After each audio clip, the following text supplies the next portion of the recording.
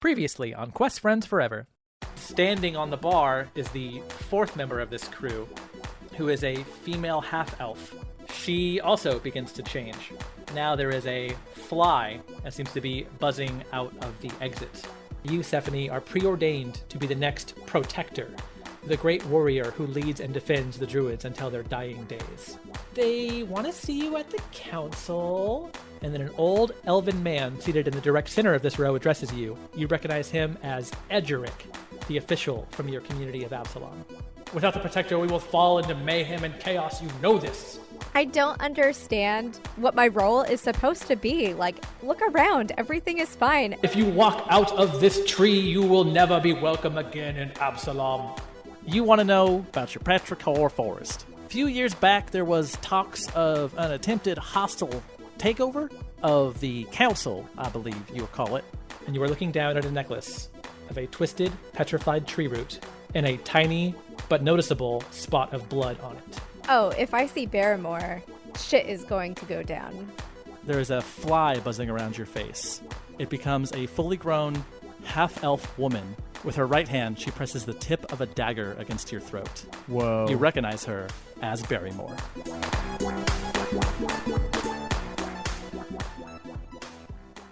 And we begin exactly where we left off. So Barrymore is sitting on your chest, Jared, knees to shoulders, dagger to throat. As she glowers down at you, Jared, she speaks to you, but you hear it in your mind. She speaks to you telepathically. And telepathically in your head, Jared, you hear her voice say, "Why are you following me?" Do I respond in words or mind? She still has the finger to her lips, like the shush. Oh, so she'll kill me if I don't just think it. Okay, I'll just think it. Here's what I'm thinking. I respond immediately like, would you say the look on your face is more of a scowl or a glower? She scowls harder. oh, so it's a scowl. Because I just wanted to, I love that word. Say it again, Danny. Glower? Glower. Ooh. She's glowering and scowling. I didn't think we were following you. Are we following you? Clearly you are. Clearly how? Jared, in your mind, you feel something else. She's casting Detect Thoughts on you to read your thoughts and your emotions.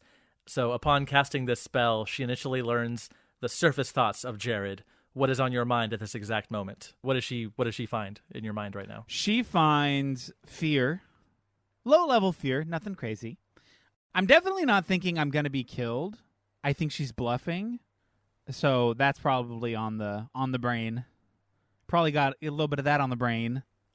So she recognizes this when she casts the Detect Thoughts, and she looks over to her left where Stephanie and Ellie are sleeping, and she looks back at you. You're with her, aren't you? Define with?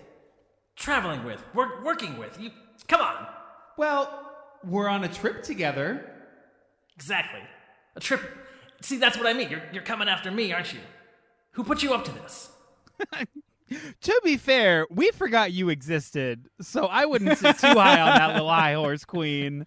She pushes the knife a little harder into your neck when you say this. Or when you think this, I guess. Oh, you're not going to do it. If you were going to do it, you'd have done it by now. And I'm still here, so. I just need to know if you're working for, him. Who? You know who. Who? Edgeric. Who the... Hold on. Who the fuck is Edric? Sorry. Who the fuck is Edric? Stephanie would know who Edric is. Edric was the head of the council in the forest. Oh, okay. I'm going to pretend like I don't know. I don't know who Edric is. Well played. Well played. Totally believable. Okay, she's gonna, she's not enjoying this. She thinks you are full of shit. Okay. So she is going to show you she means business, take a swipe at your cheek with her dagger, to make a quick little cut, to make you hurt, to see if you still feel, much like the 9 Inch Nails. So somehow, Jared, she misses this. She rolled a 7 to attack your face with her dagger. She goes to swipe at you, but you notice her hand is kind of shaking. Yeah. And as she does this, she kind of just pokes at your face, but just kind of ends up stabbing the dirt next to your head. And she goes, next time I won't miss. So you better tell me what's going on here. I mean, I wish I could tell you, but I don't know anything. You picked the wrong person. So you just happened to bust up my robbery at the annoying music club. And then you just happened to run into me here. We happened to run into you at the robbery. You followed us here. We didn't run into you. You showed up. This is our space, and you I don't follow invaded anyone. our space. Well, it looks like you're following us, and you're mad about it. Stephanie, you're asleep, but your perception is awesome. So roll a perception check with disadvantage because you're asleep to see if you are alerted to any of this happening right now. That is a crit. With disadvantage? Oh, wait. Disadvantage. Damn it. Crit again. Do That it. is a 5 plus 9. So you don't hear what's going on. You don't like snap to attention. But we'll say you something feels a little weird, and you kind of like, you know, in that dream state where you're sort of awake but not really, and you know, like, wait, was something? You're not really sure if you're dreaming or not. You're kind of there, so you're sort of starting to wake up a little bit. We'll say. Okay. Val, do the same roll, please. Perception with disadvantage. While I'm kind of like in that like sleepy state, nobody can really see it, but under my little bedroll, I have that doll with the angry face. You have the doll. I'm cuddling up with that doll with the angry face. We have the exact same face. The city guard doll from Remedy. Just anger. Yeah. It's very cute. I also got a crit on my first roll. Okay. Too bad this is disadvantage rolls while you're asleep. I got a 16 plus 5. Value power on. Bong. Is that your startup noise? Yeah. Sorry. It's more like. Hello. I liked it better when you said bong. Bong. That'd be very on brand for what DJ would program into you. So when it first spin up, it's only like, like when you turn on a computer that's kind of old and it kind of the fans go nuts for like a quick second while like the fucking BIOS is booting up and whatever. So anytime that I actually power on from a sleep mode, there's only a particular set of fans in my chassis that do that, and that's also where DJ put some of his weed. And so because my processor becomes so hot so instantly that the fans have to, so every time I boot up, a little puff of weed smoke comes out every time. But it's old and bad. And it's not my fault. It's because of it's DJ. skunky shit. It's not good. It's like a nasty, like a resin burn, like a resin bowl hit. Like, just let me get one more last puff out of this old pipe. That's what it smells like. So it's really bad. Very important content. Yeah. Got to really make sure it's very visceral. Bong. Thanks. Yeah. So Val, you power on, and now you are looking at this scene. You were just kind of standing off to the side because you don't need to lay down or anything. Mm-hmm. You see now the half-elf woman that you may or may not recognize as Barrymore. You probably do. Sitting on Jared's chest, knife to throat, and Stephanie and Ellie still asleep on the far side. Oh my goodness. Oh my goodness. Oh my goodness. Oh my goodness. The glass dome for Val's head turns bright red, and I rush over and lineman tackle this person. Flying, leaping lineman tackle this person off of Jared. So Val, you power on. You start this alert noise. Your sound the alarm noise. Danger, danger. Yeah. It's loud, so that's going to wake up Stephanie and Ellie. Barrymore looks over as you start popping this off with kind of a look of shock, fear, surprise, and kind of like she's scared of you. Like she doesn't really know what to do with a robot. She obviously saw you in the club when you were fighting, and you specifically attacked her a couple times. So she knows of you, but still you're a metal robot charging at her, this elf from the woods. So she looks freaked out. And as I tackle her to the ground, that's when I also drop the bass on her. Let's drop the bass. So now the entire forest is lit the fuck up with loud bass music. Going crazy. Birds shoot up from the trees at this sound, and you tackle her. So are you like hitting her or just trying to like yes. incapacitate Well, she her? had a knife to my friend. Right. She but had I a mean, knife on my friend's neck, and so something. And I just booted up, so I don't really know what's going on. Whatever. But this person who I remember from the last fight is attacking my friend, and so I need to do something. So I'm full blown attacking this person without any explanation. Like Okay. we're like, oh, I just woke up. Oh, we're in a fight. Oh, I missed an initiative. I'm in a fight now. That's what I did. You successfully tackle Barrymore onto the ground, and the impact of her hitting the ground and you landing on her makes her go, "Huh!" and knocks the wind out of her a bit.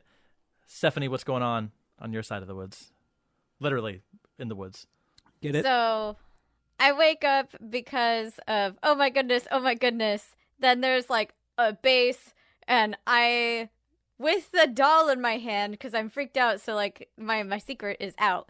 I That you sleep with a stuffed animal or a stuffed doll? I see her, and I cast hold person just immediately, just like, ugh. Okay, sweet. You have to roll for that, right? Or I have to roll for that. Yes, you need to make a wisdom saving throw. I got a 16, so she beat it. Yeah, she did. But she's still tackled on the ground. What are you doing? I stand up and I say, she's looking for somebody named Eldritch. She says we're following her. Very to the She's- point. She's squirming under. She's squirming underneath Val, and she's like, "That's not even what I said." Ah. Or, I Okay. don't know, Eldritch, maybe? I'm sorry, I wasn't paying attention. She said something. We're looking for somebody and she's following us, I guess. I don't know. Or she thinks we're following her. Either way, she's hurting, so we should talk to her. I walk over there, and because now I just heard Eldritch's name. Eldritch? Edgerick is his actual Edric. name. Now I just heard Edric's name for the first time in fuck knows how long. She had the bloody thing, she had the stuff, so I'm just going to go over there and I'm just going to be like, are you working for him? Were you sent to find me?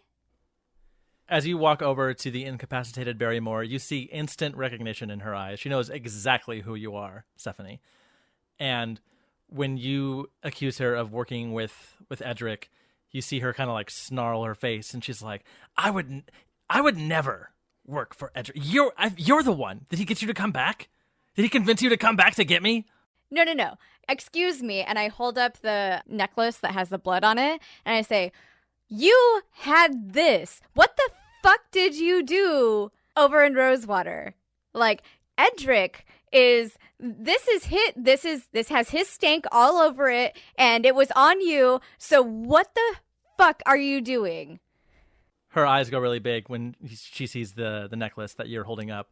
She's like, You took the necklace from my hideout? I guess you would. Yeah, because clearly something's happening to my people, and you clearly have something to do with it. I don't have anything to do with it. Then explain this. And I hold up the necklace. She sighs gravelly. By the way, her voice kind of hurts to do, but I committed to a voice for her in episode 5 when she was robbing the place. And I was like, fuck, I guess that's her voice now. So, After everything that Stephanie says, Val is also just sort of reinforcing with a, Hello. as an intimidation tactic, yeah. Ooh. It worked really well with the other guy, so. I had nothing to do with that. She saved me. Okay? I'm not who people say I am. I'm not the person who took out the council. That wasn't me. I was framed. Stephanie goes white. Like, for the first time ever, probably her friends are seeing her with, like, absolute terror and just absolute conviction and confusion when she mentions the council is gone. And she puts a hand on Val's shoulder, or where their shoulder would be, kind of like motioning, it's okay, get off. Val's red glass dome turns yellow, and then Val starts to back off a little bit and says, Oh my goodness. And Stephanie kneels next to Barrymore and says, I'm sorry, what happened? This isn't what like, I left and everything was supposed to be fine because I wasn't needed and the council was good and everything was like, you're lying. She kind of props up on her elbows, still on the ground, and looks at you, and she kind of examines your face for a second. She goes, You really don't know, do you? You're not with him then, huh? I left because of him. I was coming back because in the last place that we were in, somebody said that there was a coup after I found this in your hideout, and I have to go make sure everybody's okay. My family's there. Like, I mean, they were supposed to be fine. They were everything. They was supposed to be fine. What happened? She sits up fully now, so now she's just sitting up on the ground and kind of brushes herself off. And she goes, "You left. That's what happened. Once you left, Edric declared that the Petrichor Forest was more at risk than ever before. He said without the Protector we couldn't trust anybody, so he ordered all the communities to close their borders to outsiders and start spying on their own citizens to make sure people were staying loyal and obedient and under control.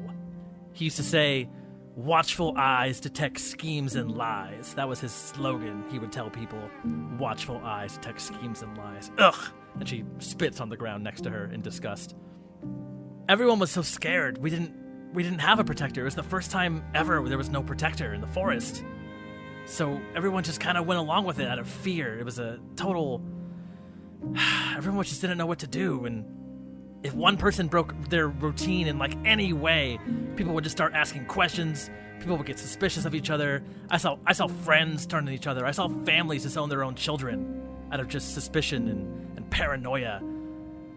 She looks down at the ground and sighs heavily. She says, "It was about 2 years after you left. Things reached kind of a boiling point when someone from Rosewater was apprehended for trying to rally the citizens to reopen the community, to allow people to come freely and do whatever they wanted and trade and travel and all these things we weren't allowed to do anymore because of Edric. Somebody was trying to reopen the borders, and they grabbed her in the night and they took her to Edric, and he said he judged her to be guilty, and she disappeared. That was my best friend, Amira. And that was the daughter of our council member, Rosewater's council member, Junith. It was her daughter. He took her daughter. So I was going to go and I was going to sneak in to the founder tree, the big tree where you had your meeting, the big, huge fuck-off tree where the council meets. I was going to sneak into the founder tree and try to figure out what happened, but when I got there was already a confrontation. There was already a scuffle happening. Junith had gone there to find out what happened to her daughter, and she had 3 of the council with her. And I heard the fight break out, and I tried to run in to help, but Edric's too strong. He's too powerful. He would have killed me if not for Junith stepping in and taking the hit. She took the hit, and it knocked her necklace off, and it clattered to my feet. And I didn't know what to do, and I couldn't help, and I was so weak. So I grabbed her necklace, and I ran. And I ran, and I never looked back. And I just knew I had to get out of town. I fled with just the clothes on my back and the necklace in my hand. I went on the run, and I heard, not long after, word was spreading that I was a fugitive. Edric killed them. He killed Junith. He killed the other council members and said I did it. He said it was a coup, I think was the word. So he now had supreme power and authority over the entire forest. He was the council. I didn't want to leave my home, but I had no choice, so I ran. I changed my name. Eventually I met some people who robbed taverns and saloons for money, and I needed money to live, and I've turned out I was actually kind of good at it, because I got druid powers. They're pretty helpful. It wasn't how I envisioned my life going, but I needed to support myself, and I needed to make my own way. It's the first time I've ever had to make my own way, and I kind of got swept up in it, I guess. We worked our way around Constance for a few years, and we had a hideout in Waystar. We were planning that big hit on that stupid dance club until you guys showed up. Ouch. That's their home, so. Ugh. It's very loud and bright. Okay, Boomer. No, just kidding. Ooh. I'm pretty sure I'm younger than you. Boomer is a state of mind. Damn. Okay. So that's like when I saw you there. I saw you at the club, and that's when I bailed. And now to see you here, I figured you were after me. I figured maybe he had got you to come back to hunt me down and avenge the people or whatever lies he probably fed people. I jump in and I'm like, I told you we weren't. What the fuck? Yeah, but you didn't really know anything. I got in that head, and you weren't really giving me much. Ouch. Yeah, well, you weren't really giving me much either, so I guess it's a two-way street, isn't it? Ouch. She kind of laughed. She's like, I like this one. And points to Jerry. Reminds me of my old friends. We were coming back. No, I didn't What are you even doing here? I'm here to finish what I started. I'm gonna kill Edric. Oh my goodness. Okay, now that I can get behind because he's always been awful, and I feel and she just kind of like, you could tell that like Stephanie is not used to processing emotions and not used to processing these big things. So she's just having a real hard time, but she's like, What is Ellie doing this whole time? Ellie is standing behind Stephanie, hand on the shoulder, kind of patting her. Also, Ellie's also taking in all this information because Ellie is in the same boat as Stephanie, not to protect her, but bailed on home, Right. trying to figure this shit out. So Stephanie is like trying to find words, struggling very, very badly. Holds Ellie's hand and looks at Barrymore and says, "That really happened. You're not like, this isn't a trick. Like Edric trying to get me to come back and like chain me up again or anything. This is real?" she raises her right hand and then kind of looks at it, not really sure why she's doing it, but she's like, no, I fucking hate that guy. He wouldn't send me to rob some club days and days away. Like, after you guys stopped us and I lost the hideout and I lost my gang, it kind of made me reconsider what I was even doing out there. And I realized I needed to come back and end this. Because I thought he had sent you, so I figured if I took him down, that would get everybody off my back. Or I would, die trying, and then what the fuck would I care? And she spits on the ground again. May I approach the bench? I mean, sure. She looks down, realizing she's not on a bench. She's like, okay. Perfect. Is he rich? I mean, he's powerful. He controls everything in the forest, so So there's wealth there? I mean, yeah, we don't have a huge emphasis on wealth in the forest, but I mean, yeah, yes. Okay, then I'm in. She laughs again. She's like, I knew I liked you. Look, I thought I left. I thought everything was fine. I mean, everybody's so much stronger than they even think that they are. But whatever. They don't need a protector. He's an asshole. Why would they listen to him? And she looks back at you and she goes, who else would they listen to? themselves. You were the only other one. The council? Fucking anybody? Ugh. And she just she's just having this crisis. She's having this big crisis, and she's like, okay, I was just off doing my own thing. I, wasn't really thinking about anything. And then I found this and this, and she takes out the portrait or the landscape picture drawing thing of Rosewater. And she's like, I have questions. And now that I have answers, I think it's time to kill Edric. I think we could do this, guys. I think this needs to happen because, and she holds up the necklace. She's like, this is fucked up. Sure thing. Val Glassdome turns to green now. We're on friendly terms. And then Val walks up right in front of Barrymore and reaches out a hand and says, Greetings. I am a Variance Alpha Psionic Altonian Lexo Transceiver Unit, model number XFCED001. But you can call me Val for short. It's great to meet you. She does not extend her hand. She kind of, anything, scoots back a little bit away from you because druids don't really know how to deal with you. It's been a hell of a journey. You can trust me. I'm friendly and approachable. Not a lot of metal, not a Hello. lot of robots in the old Petrichor Forest. So she How has can been I help you today? on the road for a couple years, so she has seen some stuff outside the forest, Hello. obviously. Thank you. Hello. All right. she's gonna like me, goddammit. She doesn't really know how to deal with you, and she looks back at Stephanie, and she kind of motions back to Val, and she's like, What's happening with this? They're my friend and also maybe my robot child. I don't know. Val's kind of turns towards Stephanie, or I should say the chassis turns, shoulders. That's the only way you know which direction Val's facing is which direction the shoulders are facing, really. So the shoulders turn towards Stephanie and then kind of jiggle up and down to show that I'm kind of laughing, like giggling almost. Barrymore also sees your the drawing that you had from her hideout. She's like, You took my drawing? I hand it back to her. It was from my home. Why would I leave that? She thinks about this for a second. She nods and she takes it from your hand and folds it up and puts it in her pocket. And she goes, "Well, thanks. I guess, Protector. It's nice of you, I guess. But so wait, why were you going back to the forest then?"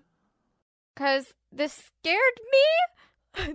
This bloody thing, and this is a council member's thing, and I don't know what's happening, and I'm worried, and I just wanted to check on everybody. But now that you've told me, I think I have a plan. Yeah, I was gonna ask, what is your plan? Because you can't really just stroll in there. Everybody knows who you are, and especially if you have a human, like I don't mean to discriminate human, but you're not an elf, so the people are gonna notice you. Ouch. And also, you're not you. You're not the human I was addressing. And then, but you also, like, you cannot just walk into the Petrichor Forest with this robot. Like, what were you gonna do? Okay, so then here's like the cute little montage of now we're all up, right? And so we make a little fire, we make some breakfast, right? I'm gonna use mold earth for this, for the planning part of this, so we can like make the little maps and all that stuff. During the breakfast portion of the montage, can that small shot end with the fire slightly exploding in Val's face and kind of charring the front, and everyone kind of giggling? Everyone just laughs. Val in a makeshift chef hat and an apron. Yeah. Yeah. Da-na-na-na. There's also a moment where everybody's very much concentrating, trying to pay attention, and look very, very serious over the shoulders of Stephanie. So she's drawing this plan out, and then I think it's time for a break. So then the camera pans off to the side, and you see Val just going to town with sparkling lights and music and trying to get the party going. And everybody's like, "No, Val, not right now." And then womp womp womp. You're providing the soundtrack for this little planning meeting. Yeah, that's what it is. Yeah. Got it.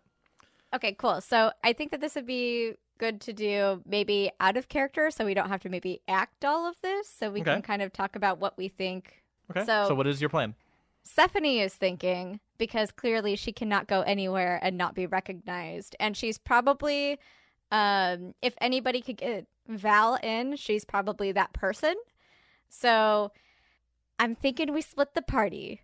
Into it. What do you got? So I'm going to come back as the chosen one and be the big distraction and do the whole thing and all of that, while the other party gets in and tries to get information and ultimately tries to, fuck Edric's shit up, I think is the thing. I don't know. What are you guys thinking? I think I'm a good distraction, and I think especially having the robot with me, you guys would attract less attention, and we could probably fake some sort of elven look for Jared.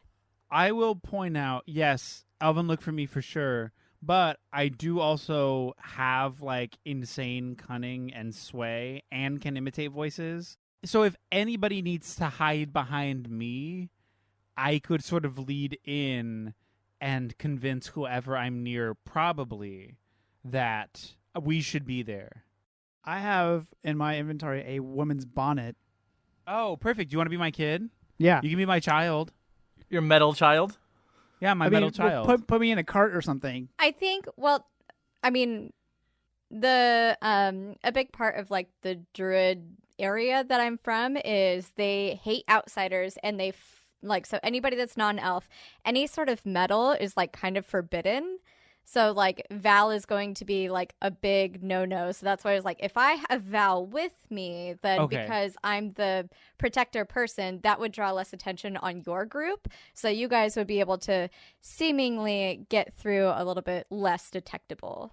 Because everybody's going to be, if they're not paying attention to the return of the savior, they are for sure paying attention to the metal fucking being that is throwing up dance moves. Or we could disguise Val, use the bonnet as sort of a like a rope, and then just put a bunch of shrubs in and be like, I'm just returning with my my daily harvest. Oh my god, that is also very good. And so this is what I've come from the fields, and I'm just returning to my home. This is my home now. And we can like makeshift like a cart or something, and I'm just pulling the cart and you're on it. Be like, here is my bounty. I mean, you've got your cart and your horses. I think that's great. I think that's excellent. because then that wouldn't put the pressure on you to have to not only come back to these people and convince them that A, you're cool, and B, this other thing is also cool. Okay, so what's our goal? Our goal is to kill Edric? Is that, like, I mean, like, okay, Stephanie is not fucking around anymore. Like, she was nervous, now she has her answers, and this guy has, like, canonically fucked her life this entire time and convinced everybody that they have, like, no agency in the world, and, like, even before she was born and stuff. So she's just down to, like, kill him, and I'm not even sure that Stephanie would be able to not kill him. Well, I have a question, though, about that. Killing him, yes, it's the goal. But also, at the same time, does it sound like the city wants him out of power? Or if you just kill him without gaining the support of the townsfolk, are you just going to martyr him and become a wanted criminal at that point? Like, what's the overall purpose? This is to restore balance to the city or whatever, right? Or to restore glory and goodness.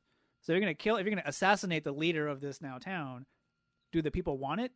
Are you setting the town free? Or like you as the chosen one, you also have to play a political role in this and to show that to the townspeople that there is hope and that they don't have to live in fear anymore, and their one true blah blah blah blah blah is here to save them. You're going to go and kill Scar, but you have to at least let the jungle know that Scar is a bad leader first. Yes, absolutely. So I'm sure, like, Stephanie at first would be, fuck this guy, let's kill him. And then Ellie would probably be the person to talk me down from doing that and say, like, I mean, he could rot in prison, he could do all this, we can disempower him, there's other ways to do this without, again, making him a martyr or doing something like that. Smear campaign. Smear campaign. Smear campaign. Ooh, okay.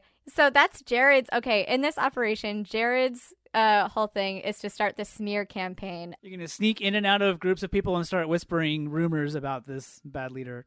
Likely you could get all of the culture, all of the history, all of the stuff from Ellie and from Barrymore. So you can, like, figure out what's going to be probably the best way to attack their character that people are going to listen to. I love this. I love you doing a smear campaign. I'm down to just, like, talk shit. Perfect. You do remember Barrymore mentioned that somebody was trying to rally people to get the borders open again, kind of thing, and was grabbed for it. So implying that she was maybe having some success in that rally. And Stephanie, you remember when you lived there that people were fine with the way things were at the time, with the full council, with borders being open or whatever. And the only reason that things kind of went this way was because you left and Edric convinced them that they were in danger. Okay, so it sounds like this is also a jailbreak. I mean, again, we can get in there, we can find out. The first thing is there a jail? Is there a thing? Jared is very good at finding secrets and all of this stuff. And Jared and Barrymore, I feel like, could find that information. If there is, and it's likely, we could probably do that. Or just also free whatever prisoners there are, because they're all political prisoners at this point. Yeah, political prisoners. Who is Barrymore going to go with? You. Me, right? Yeah, me, Val Barrymore. Who's Ellie going with? I think she's got to go with Jared and them too. I don't know. What do you guys think? Because I think she should go with you, only because of the familial aspect, and it's sort of like a returning. And that being more of a conversation, I feel like she should be a part of that. Also, you're going to need her there as a friend for emotional support. That's so true. Stephanie is like you're literally going and kicking in the front gates of this whole kingdom, basically, and showing up. People like, the chosen one is back. I'm here to save you all. And Stephanie can't fucking do that. You're gonna trip over your words. It's gonna be terrible. You're gonna excuse me. Hi, I'm and you're gonna need, at the very least, telepathic support from Ellie, even if she's also going to be nervous as fuck too. But the two nervous wrecks of the both of you can make one heroic entrance at least. Okay, that makes sense. Okay, so summarize the plan. Stephanie and Ellie are gonna stroll into the forest and be like, "We're back, bitches." Okay. I have a general that I want to just throw out. My plan with the sort of dissent curation or sort of whatever, I want to I want to create a dissent pamphlet and start distributing them with a meeting time for a meeting, but use that as a decoy meeting so we know who's undercover and who would shut us down or capture us. Ooh, and are then we we'll doing watch. Sting? We're doing Sting? We're gonna do We're a gonna sting do a sting. off the bat just to remove some of the surface level players who could fuck our shit up, and then we know, hey, well, let's watch out We're for gonna them. we're gonna do a Don't heist trust and them. we're gonna do a Sting. This is the Yes. best plan ever. So What do you the fake meeting is to get the people who want to grab you out of the picture? The cops. The cops or the cop sympathizers who are like, no, I actually love tyranny and I love being. But in what this happens? bad But what place. happens if that backfires and the people who want change and revolution actually show up, and then the cops come and arrest them, and you just got a bunch of people arrested? Still a distraction. It's a distraction, and we're gonna burn the prisons down anyways. Do you want to use the rest of the flyers I have for the discotheque? And Yes. just make your own flyers Yes. on the Yeah. back of Oh, that's it. I need your flyers. it. Illuminati. And I'm just gonna say like disco. What the heck? Wait, can I be? Am I George Clooney or am I Brad Pitt in this? You're Matt Damon. Damn it! Oh, wait. One last thing before we get to that. Still in montage planning mode. There's another scene in the montage, another shot of Jared trying to work with Val so that Val can communicate but via not the normal methods. Because if I'm gonna be basically a Metal Gear Solid cardboard box in this scenario, I need to not just go hello. So I feel like you guys should actually play out this scene. I think this would be a really cool scene. So Okay. So it's Val and I near the cart. Hello. With I guess Barrymore is there. She's over, like, she's sitting next to, like, a log on the ground, sharpening a knife or something. That's actually exactly what she's doing. Yeah. Okay. Yeah. She's just muttering the word revenge over and over again. Just revenge. Revenge. Revenge. I suggest the shrub pile. So Val, you're going to be a shrub pile. That's just what you're going to do. Is that okay? Hello. Perfect. So when we communicate, if I need you to answer something, a yes will be a single brush shake, like branches, like Sure thing. so like a hard shake. That's yes. Sure 2 thing. shakes is no, and 3 shakes is ask further. Ask something. Oh my else. goodness. What do you think? Thank you I- for your assistance. You've Oh, been a great gorgeous. help. Okay, we're obsessed. We love this. Perfect. Hello. Yeah. Then that's great. And here's your shrubbery. So long. So I wrap you in assorted bean stalks, wheat heads, and It's very important. some dry brush that I found by my foot that was causing a slight itch, and I'm afraid I'm allergic. So you're going to be wrapped up in all that stuff. It gives the gorgeous appearance of a beautiful bounty, as if I were an actual farmer in this area with a gorgeous goodness. yield. Sure And thing. then I wrapped a little bonnet up on you, and now you're just like, now you are a cornucopia of deceit. Don't worry. You can trust me. I'm friendly and approachable. Okay, so now we're going to try the shake, shake, shimmy, shimmy. Val. Hello. Oh, fail. Barrymore is standing to the side with her arms crossed watching this and just right away just goes and shakes her head. If you can hear me, Val, can you hear me? Hello. No! No words! Okay, no words. No response. Is that understood? Sure thing. Barrymore's head is in her hands. Incredible. Val, you know what would be really sick? Love that. Just shake the branches. Yes. Val shakes very vigorously and kind of undoes some of your cornucopia of deceit work. Stop. Hold on. I tie the thing back up tight, and I'm like, try again, less hard. Shake. Perfect. Val, are you enjoying this? Shake. Are you not enjoying this? Shake. Shake. Perfect. Love Shake. that. Oh my god. Oh, okay. Well, Shake. oh my god. That's one too many. Shake Shake. it. Okay. See, I've discovered a flaw in your plan here. This is David talking out of character. Okay. Val goes. Okay, drag me on the pod. Absolutely destroy my idea. Hello. Those are all yeses. Val's gonna get very excited and say, "Shake, shake, shake, shake, shake." Right. Which means this is going to be excellent and hilarious and great, and I think we need to just roll with it. Okay, then I go grab some big old leaves and I start making my own outfit. Ooh. I find some vines hanging near these leaves, and I start to create like a makeshift shirt out of these huge. I'm assuming they're like you know those huge lily pads that you can sit on. Yeah. I'm just taking the like big leaves and like shoveling vines through it and making a suit, so to speak. And then I have a cute little leaf hat. Yeah. You also have Stephanie and Ellie and Barrymore to kind of consult on this, and they're watching. Yeah.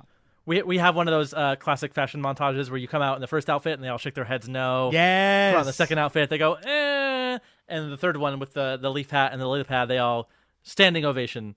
They love it. Gorge. I love that. Yeah. It's a montage heavy episode. It is. I love it. I'm a big fan. So Jared, you are dressed to the nines, dressed for the part. Yes. Val is wrapped up for the part. Oh, you mean dressed to the vine? Shit. Stop There's the title of the it. episode. There's the episode title. So Jared now in disguise, Val now in disguise, plus Barrymore. Load up the cart with Horse, and head off for the Petrichor Forest, leaving Ellie and Stephanie behind at the campsite.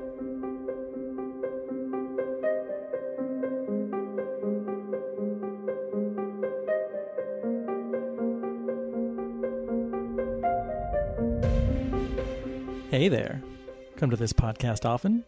I do, because I'm Danny, the DM of Quest Friends Forever, the show you're listening to right now. Hey, did you know we're a member of the Nostalgia Network family of podcasts? It's a podcast network that we actually kind of run. It's us here on Quest Friends Forever. It's the folks on Nostalgia, which is kind of our flagship show where Eric and Jessica from our show discuss movies and sequels, as well as the folks over on the Lousy Advice podcast, which is Eric, aka Jared, and his band Lousy Advice, talking about all things music, making all kinds of fun lists, having all kinds of fun discussions. Yeah, we have a little network called the Nostalgia Network at www.thenostalgianetwork.com. There will be a promo for it at the end of this podcast, as well as a promo for one of the shows. It would be cool if you like this show, if you check out some of the others, and we can all be friends, and it'll be great, and you'll get some new content that you can share with people. Speaking of sharing and spreading the word, you can also do those things by giving us a rating and or a review on your podcast app of choice.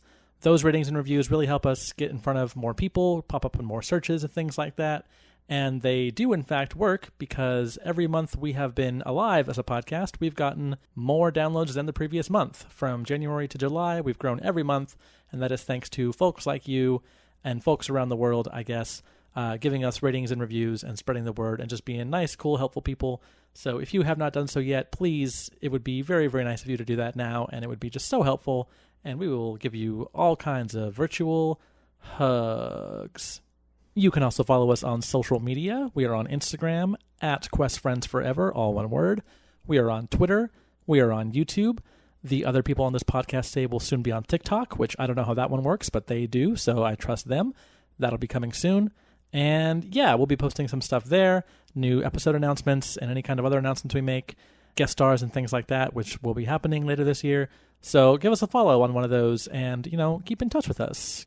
But enough about that. Let's get back to this episode, which is the first episode in what will certainly be a few episodes in the Petrichor Forest. Let's figure out how this plan's going to come together and what's going to happen. Here we go. See you in 2 weeks. Bye.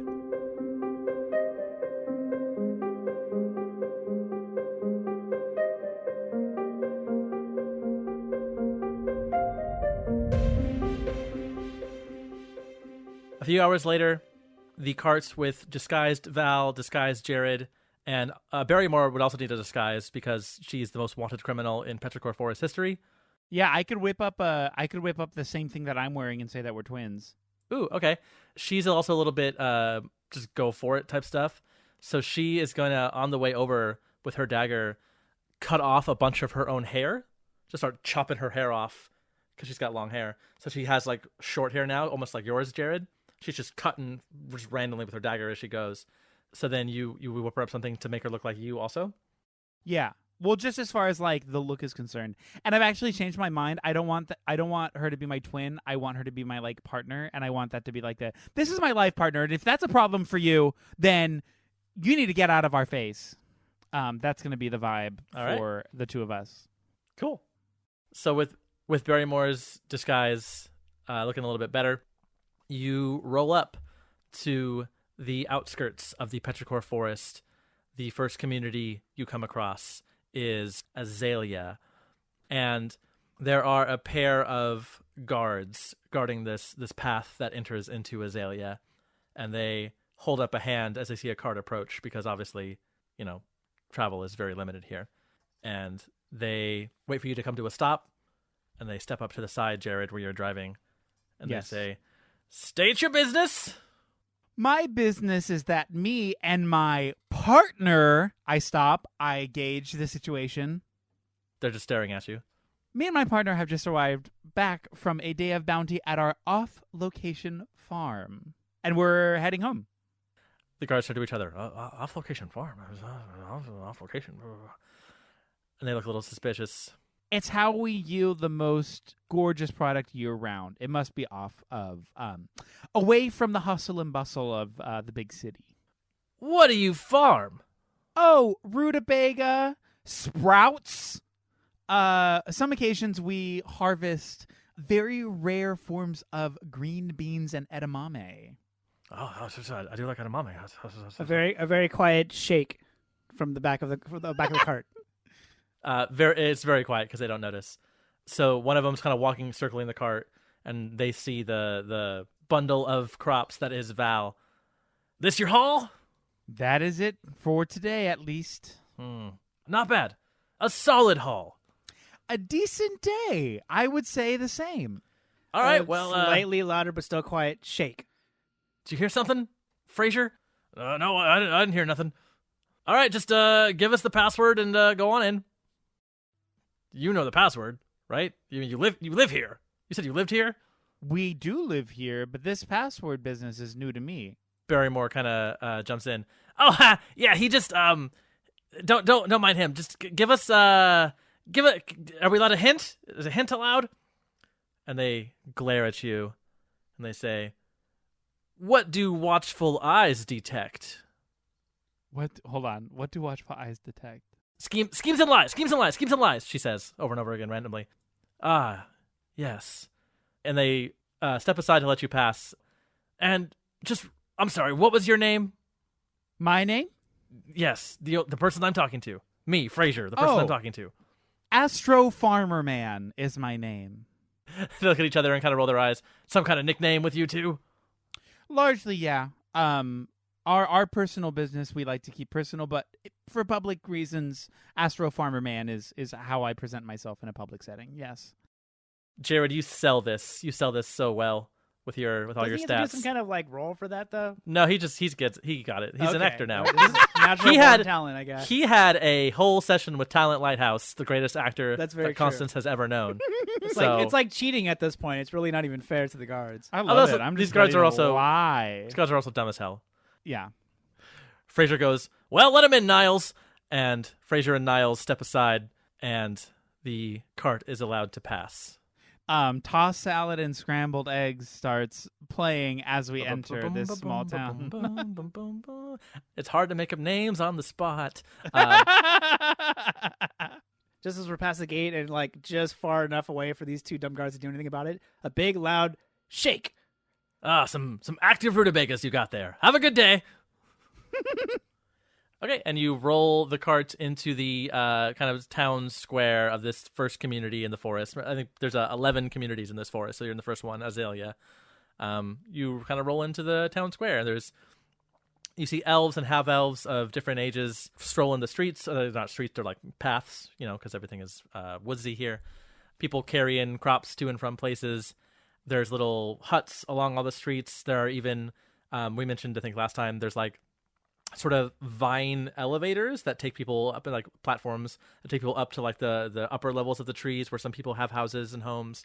Oh, Vinevators. Yeah, Vinevators. Oh, And for sure, yeah. There's platforms up there where you can walk around the trees. Very nice, very green, very woodsy area. Lots of flora, plenty of fauna. It's like Return of the Jedi, basically. One might even say Sylvan. Yes, Sylvan, Indorian in nature. Ooh, okay. Yes. The whole time you are rolling in, Barrymore looks nervous as hell. She is very much a wanted fugitive, so she's kind of like keeping her head down, her hands in front of her face, kind of glancing, giving people the side eye out of the cart, making sure. But nobody seems to pay much attention to you as you roll into the center of this community. I touch her shoulder and I say, "It's okay. They're all idiots."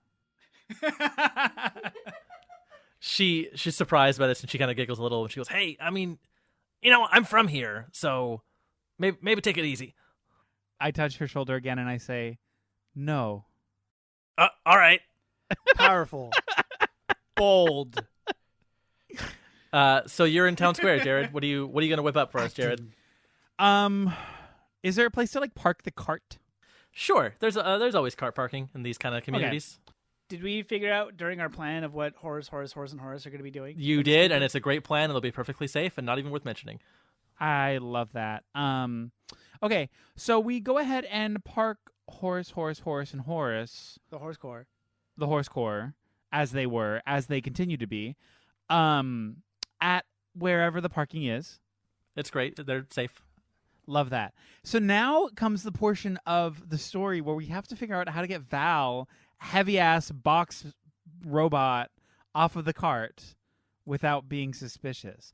Oh, I'm going to pretend to grab the bushel and like scoot it, and Val just kind of rolls with it. I take off my leaf hat, I place it on the ground, and I scoot the Val foliage onto the big leaf. The valley. And then the foliage. And then I take a piece of vine and wrap it around and pull with the assistance of Val's feet. Just to, like, obviously Val is moving, You but gotta really it doesn't sell it look to it. like. You're going to be like, Yeah, exactly. Heavy rutabagas. Yeah, just so people are not like, why is that plant bush moving by itself? I can see you also overdoing it and be like, wow, what a plentiful bounty we have this time of year. These rutabagas sure are heavy. Yeah. I can't believe the edamame are that big. Great. Perfect. So what are you doing to sow shake. these? What are you doing to sow these seeds of dissident? We're in the town square, you said? Yeah, this little town square equivalent of this forest community. Is there somebody like playing music like the town square and like a Legend of Zelda level kind of thing? No music. Oh. Oh, wow. Okay. They hate music and they hate me. I got it. How many storefronts are there, like, give or take? It's not, I mean, they're not really storefronts. It's just like it's a forest. People have little like kind of just like stalls, I guess. This one's kind of a smaller community in the forest. There's 8, 4 on each side of this square, basically. That would be 16. Oh, okay. 4 on 2 sides of the square. Okay. I go to the first stall, or we, I guess, collectively go to the first stall on the left, and we go to talk to the merchant. I ask, "Hello." Well, that was weird. Hello. We're going to be having a small gathering just to sort of bring up spirits in a bit of a trying time. I know it's been a hard year for a lot of people, and we just wanted to like gather community and gather bring up spirits, as it were. Do you mind if I leave these pamphlets on your table just to kind of raise a bit of awareness and spread the word, as it were, for say a meeting tomorrow evening around 7:00? So the merchant at this stand is obviously an elf with curly black hair, mostly selling coffee beans. And this elf looks up and goes, "Flyers, huh? What's the meeting about?" What did you say? "Flyers, huh? Flyers. What's the big deal with these flyers? Is that what you're gonna say? What's the deal with your flyers?" Oh, okay, we're going Jerry. I couldn't decipher what the voice was, and I was flyers, huh? And it was Sari Jeinfeld, Sarah Jeinfeld. Yeah, okay. the Yes. druid. I- The druid! until it's like, what is all these flyers? That's His family when name I got is Jeinfeld, and he's the one who's the most outlandish of the family, so they call him very He's- Jeinfeld. He's very Sari Jeinfeld. Okay, so What's the meaning for? the meeting is really just to gather community in a way to bring spirits, because I know that when we meet and when we sort of commune, we're able to really heal. And I feel like a lot of healing is necessary in this trying time. It has been kind of a tough year. He's also part Irish, just in case that slips out at any point. Yeah, sure, what's the harm? Leave the flyers, laddie. Perfect. I okay. leave the flyers on the table, or a small portion of them. I don't know how many flyers I have. Val's very efficient with space-saving technology, so there was quite. It's like a when you buy a package of printer paper and it's very compact. Oh, and- so it's a lot. oh yeah. There's also been 2 or 3 times where we've mentioned that Val throws all the flyers or has run out of flyers, but they just still keep coming up, apparently. Well, Yeah. you know how an office printer has multiple drawers. Got it. So that, You know. that printer tray. We're on Yeah. like printer tray 4 out of 7 right now, I think. Okay, But yeah, okay, perfect. okay, yeah. okay. Perfect. So I leave like maybe a quarter to half inch stack face down on the table. I say, thank you so much. Please spread the word. Our community could really use this. And these are the flyers, like, because you said to his face that it's like a just a community meeting, but on the flyers, isn't it written like Edric sucks or whatever? Like, what did you? No, so it's I face. It's like time for a change, time for a revolution. Yeah, kind of it's stuff. something that's not as like on the it's a little coded, just so it could be like, time for change. Yeah, maybe it says time for change, and then it has the leaf With the exclamation mark. Yeah. with the exclamation point. So it's intentionally vague. It can be read several ways. I'm selling it in the optimistic community building way, which Okay. I'm not necessarily lying. Okay. Do you do this with a couple of the other stands too? Kind of just go from stand to stand? I go from stand to stand doing the exact same thing. Do any of the stands say no? No, this is a pretty chill. They have no reason to suspect you, right? I mean, Okay. you were obviously let into the gates, so they assume you were approved to enter, right? Which Yeah. obviously means you know the password, it means you belong here. So they have no reason to suspect you, even though they don't really recognize you. But it's a big forest. You don't know everybody. Yeah. So they assume that the people you do know would be keeping tabs on you, kind of thing, under this totalitarian system. But no, everybody seems. I mean, all you're doing is leaving flyers, so they're like, yeah, sure, whatever. Some of them are thinking like, oh, maybe I'll be able to sell my coffee beans at this meeting or whatever. Yeah. Are you gonna move to the next community and continue this process, Jared? Yes. So Okay. So we're on the outskirts of the sort of major city, right? Mm-hmm. The epicenter. How many small communities? How there were 11, right? How many? You said 11 suburbs. There's 11 communities in the forest. Yeah. Yeah, let's scooch. Okay. So the next one, so you successfully make it through Azalea. No incidents. You pass out these flyers. Seems good. There's a couple other sitcom characters we don't even need to name. Just imagine I came up with awesome fake names for people from, Friends and Mad About You and all those popular Yeah. sitcoms that the kids love, like Mad About You. Youth So programming. Right. Hey, Yeah. kids. So the next community you pass through is now Rosewater. And Barrymore is just, looks like she's losing the color out of her face. She looks very nervous. She's starting to sweat. She's rubbing her face a lot. Some of the makeup is sort of running a little bit, but she's kind of trying to put it back, her disguise makeup. She looks terrified, and she's constantly looking around, very worried. But you have now entered the community of Rosewater. I turn to Barrymore and I say, remember, people only know what you tell them. So calm down. Not calm down. Is this where you calm down. Is this where the student becomes a teacher? Like, because you've honed your craft. What's his name? Oh, maybe. Talent no, Lighthouse. What's his name? Yeah, Talent sure. whatever. Lighthouse. Falcon. So now you're the master, and she's become the Padawan. Yeah, I mean, I like that. And I also remind her that these people are not smart. Hey, these are literally my neighbors, so maybe, or were my neighbors. Okay. Just because we don't know your big city ways. Don't be so Big city. classist. But shouldn't Barrymore know Big City Ways because she's been on her own for 8 years? Well, I know big city ways, she says to the... You don't have to argue with me in character. I can't talk to you in character. So. Good, because this voice kind of hurts my voice to do. Yeah, she knows big city ways, but the folks of Rosewater would not. So I then remind her, you're better than them. You are canonically better than these people. Please act like it. Yeah. In story, this is me verbalizing with her. In story, you are better than these people. Please act like it. Okay. It's just okay. Yeah. She takes a couple of deep breaths and goes, "Okay, let's do it." Perf. We enter the community. Same deal. This one's bigger, so this is Okay. a bigger community. Probably the biggest outside of Absalom, which is the center of the place where Stephanie's from, and where the founder tree is. But still the same deal. There's more streets. There's more places to go, but it's just still kind of like a center, so to speak. Like it's centered around this one big giant stump. There's this one huge stump in the middle of this town, and all the kind of vendors who are out to try to sell their wares are circling this stump with their stalls. I figure let's just go to the first stall again and just kind of treat it as if we were at the last place. So we go to the stall. We sort of do the same pitch. So this stall is a cherry stand. Someone's selling cherries that grow somewhere in this forest. You give your spiel about the flyers, I assume, right? Yeah, same. Community. I say, oh, what a tough year. We should really focus on community and good for us and growth and change. This cherry salesman goes, "Change? You got a problem with the way things are?"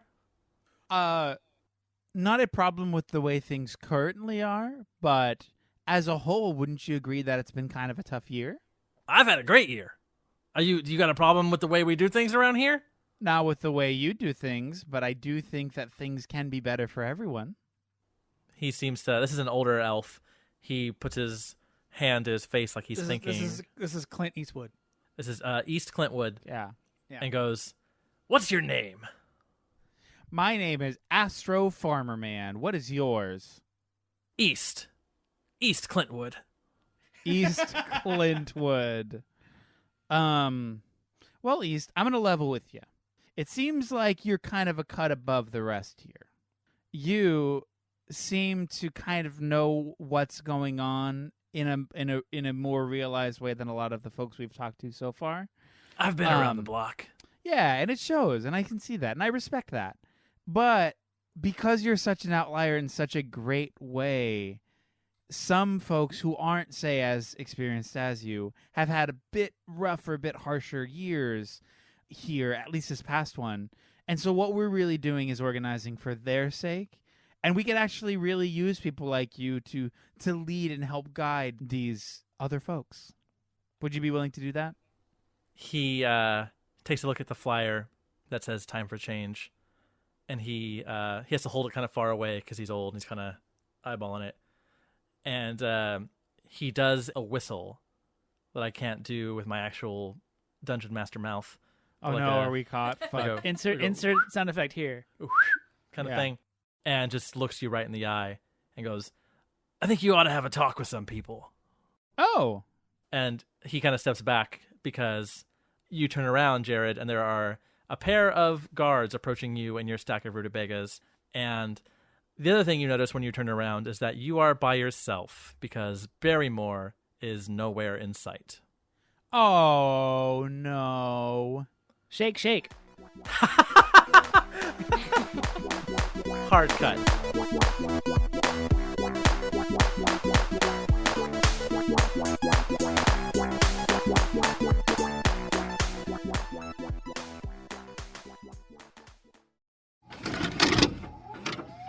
This podcast has been brought to you by the Nostalgia Network. Visit thenostalgianetwork.com for more. Hey, everybody, I'm Eric. I'm Shelby. I'm Jake. And we are the band Lousy Advice from the Lousy Advice Podcast. Come listen as we draft artist and genre-centric best of lists. With the help of our closest friends. These lists are canon. And there's not a goddamn thing you can do about it. From Misfits to Cher. Green Day to Gaga. Or Pup to Paramore. Listen to the Lousy Advice podcast now, or else. Stream us on Spotify, Apple Podcasts, the Nostalgia Network, or wherever you get your podcasts. And don't forget that we are the band Lousy Advice, and this is our podcast, the Lousy Advice Podcast. The Lousy Advice Podcast? The Lousy Advice podcast.